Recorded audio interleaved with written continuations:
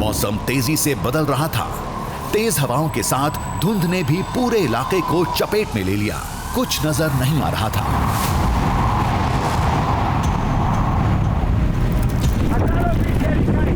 इस पर गिरने के बाद आपका बचना नामुमकिन है। देखिए, अभी तो दृश्य दिख रहा था, वहां पर सिर्फ कोहरा ही कोहरा है, सिर्फ सफेद चादर है। कुछ दूर से चल पाना मुमकिन नहीं है।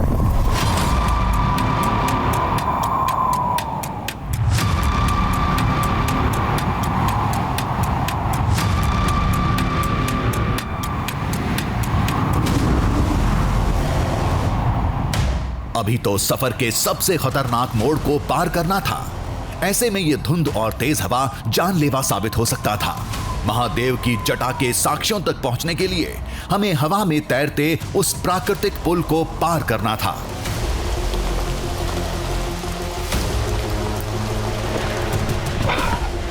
जिन रास्तों पे हैं, यकीन ही नहीं होता कि पहाड़ों के बीच ये रास्ता हो सकता है।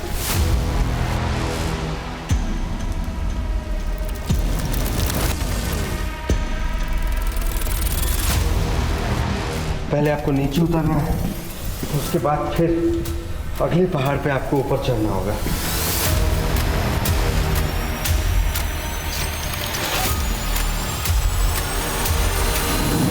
ये संकरा रास्ता सीधे पहुंचा था यहां ब्रह्मगिरी पर्वत के सबसे खतरनाक जोन में।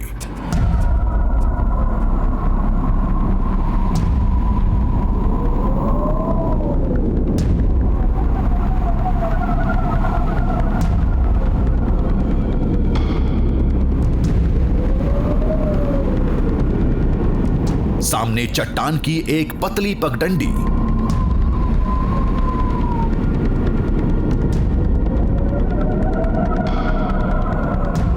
दोनों तरफ मौत की सैकड़ों फीट गहरी खाई।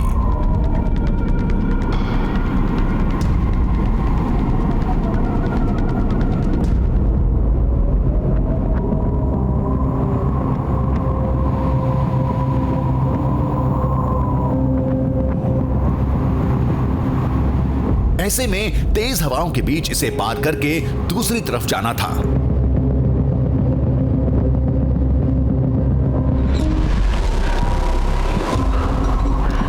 ज्यादा मोहलत नहीं थी।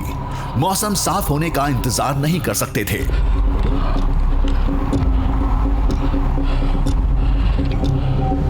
ये हमारे पड़ाव का सबसे कठिन रास्ता है, सबसे खतरनाक भी।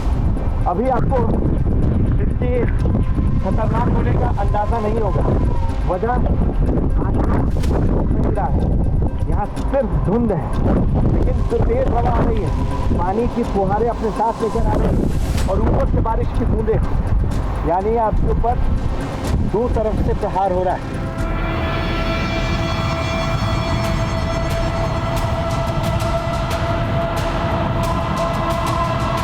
तेज हवाओं ने मौसम की डोर थाम रखी थी। कभी पल में धुंध छट जाती तो कभी पल में बादल मंडराने लगते।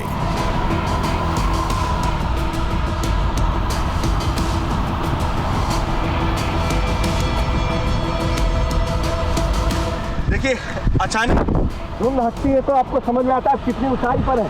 अब आप देख सकते हैं हम कितनी ऊंचाई पर मौजूद हैं, वरना इस बात का अंदाजा भी नहीं होगा आपको कि हम कहाँ खड़े हुए हैं।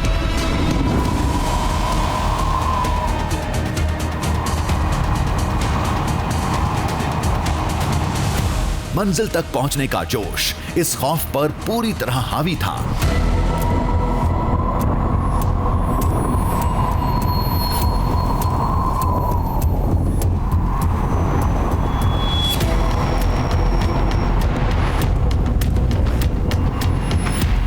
पर्वत का दूसरा हिस्सा अब हमारी जद में था।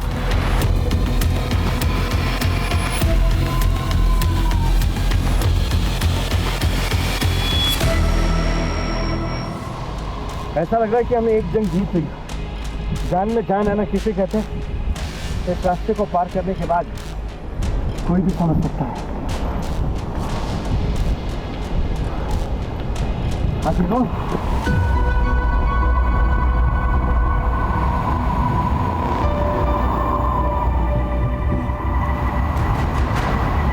अगला पड़ाव वो स्थान था जहां गोदावरी की पहली धारा धरती से टकराई थी।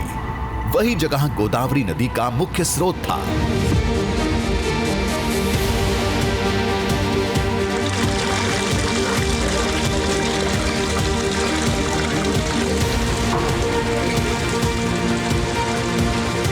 इस गौमुख से पूरे साल जल धारा निकलती है, जो आगे झरने का रूप लेकर त्र्यंबकेश्वर मंदिर समेत 5 जगहों से गुप्त तरीके से बहती है। फिर मैदान में पहुंचते ही ये धारा गोदावरी नदी बन जाती है। ब्रह्मगिरी पर्वत के ऊपर पहुंचने के बाद आपको सबसे पुराना और प्रथम जो स्थान नजर आता है उसे आज ब्रह्मगिरी मंदिर के रूप में जाना जाता है। जहां आप पहुंचेंगे तो आपको यहाँ माँ गोदावरी की एक मूर्ति है और नीचे इस गौमुख से लगातार एक धारा बहती रहती है। चाहे महीना कोई भी हो, साल कोई भी हो, ये धारा आज तक रुकी नहीं, ये इसी तरीके से निरंतर बहती रहती है। अब इसे प्रथम स्थान क्यों कहा जाता है? क्योंकि जन्म के बाद जब गोदावरी गुप्त हो गई तो उसके बाद गोदावरी के दर्शन जिस स्थान पर सबसे पहले प्राप्त हुए थे, ये वही स्थान है।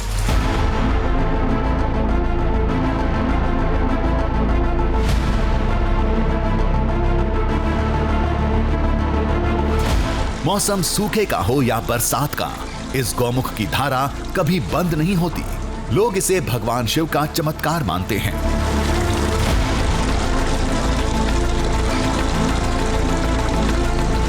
इसके बाद अगला पड़ाव वही चट्टान था जहां आज भी महादेव की जटा के निशान दिखते हैं। सबकी जुबान पर उसकी कहानी होती है।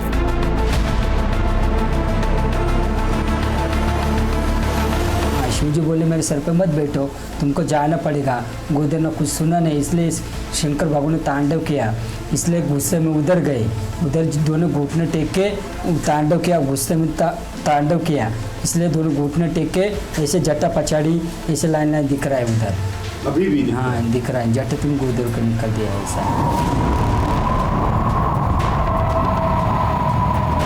दावा झूठा हो या सच्चा, लेकिन उस निशान में कुछ तो बात होगी। लोग उसे भगवान शिव की जटा क्यों कहते हैं? कुछ तो वजह होगी, देखने के बाद ही समझ में आएगा। लेकिन मौसम के खतरनाक रुख ने फिर से हमें रोक दिया था।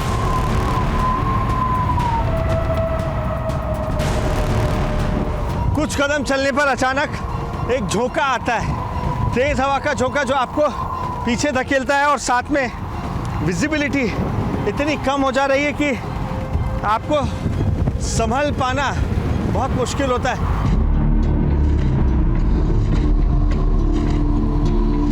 बादलों की लुकाछिपी ने हमें एक और मौका दिया और कुछ पलों में हम उस अद्भुत साक्ष्य के करीब थे।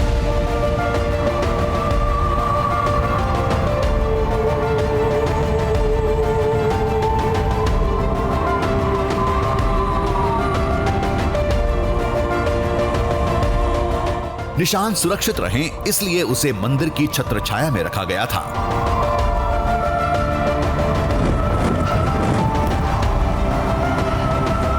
मुझे यह मंदिर मिल चुका है और आइए अंदर जानते हैं कि यह वही मंदिर है जिसमें भगवान शंकर साक्षात मौजूद है। ये लोगों का कहना है, जहां उनकी जटाएं आज भी बिखरी हुई नजर आती हैं।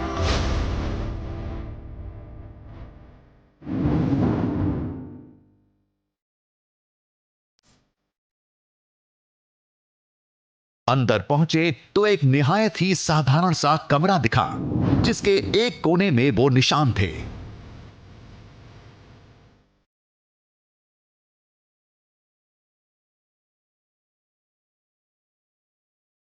दृश्य असाधारण था, एहसास अद्भुत था। ठोस चट्टानों पर लंबी लंबी धारियां थी, गहरी और मोटी, जो चट्टान पर बहुत दूर तक फैली थी।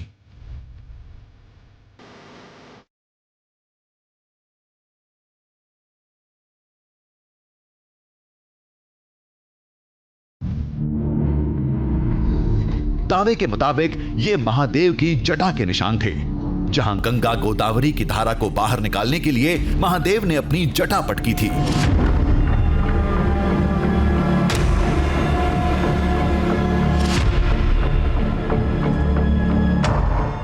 पर घुटने के 2 निशान भी थे।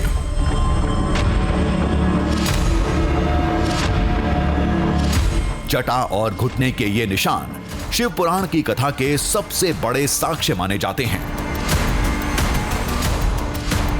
ये जो 2 कुंड आप देख रहे हैं मेरे दाएं और बाएं, माना यह जाता है कि ये वही स्थान है जहां भगवान शंकर अपने घुटनों पर कुछ इस तरीके से बैठे थे। और चूंकि गोदावरी जो उनके जटाओं में बंधी हुई थी, समाहित थी, वो उतरने को तैयार नहीं थी, तो यहाँ घुटने रखने के बाद भगवान शंकर ने अपने जटाओं को सामने की ओर पटका था। अब जहाँ भगवान शंकर ने अपने दोनों घुटने रखे वहाँ पर गड्ढा बन गया। वो आज भी यहाँ मौजूद है। आप देखिए यहाँ इस वक्त जल भरा हुआ है और ये दोनों तरफ आपको देखने को मिलेगा।